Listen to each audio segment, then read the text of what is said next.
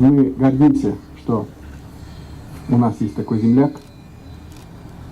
Мы гордимся, что то поколение до сих пор любит спорт, любит футбол. Мы благодарны им за это. И в память о нашем земляке мы проводим сегодняшний матч. Турнир башланыр алдыннан футбол уйыннары үткәрүдә иганәчелек итүчеләргә район башлыгы кул куйган мактау кәгазьләре тапшырылды. Елның елы мәктәп укучылары арасында Галимҗан Хөсәенов истәлегенә футбол буенча ярышлар аның туган авылы Яңа Иглай мәктәбе базасында үткәрелеп килде.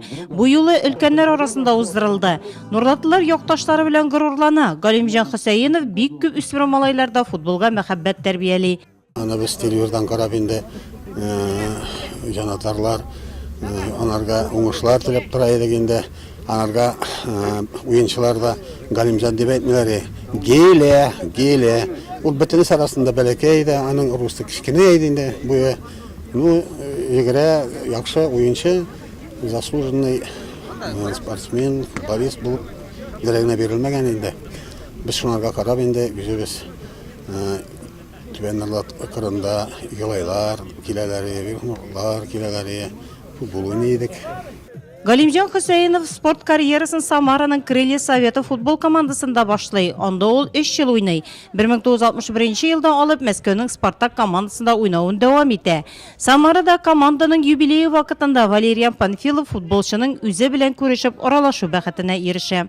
Мы гордимся, потому что этот игрок, это веха в советском футболе. Без бик горурланабыз, чөнки ул Советлар чорының бик футболчысы, заманында Спартак командасы капитаны иде. Ул елларда әлеге команданың исеме гел яңгырады.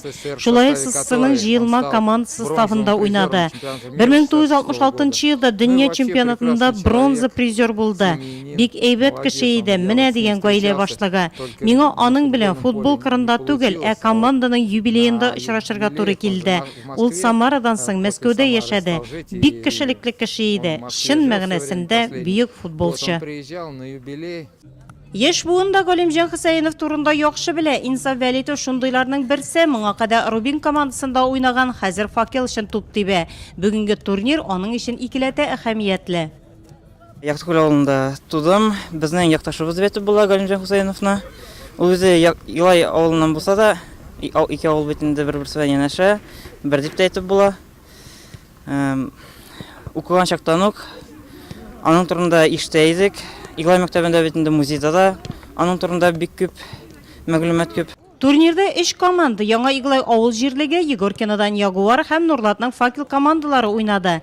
Крылья Советы һәм Нурлатның ветераннар командасы да яшьләрдән калышмады. Исәп тигез. Кәлдәшләр кечкенә тыйналар бит инде. Сталар, алар башкача уйныйлар. Алардан чыгып тәгәрәп булмый. Без тырыштык инде.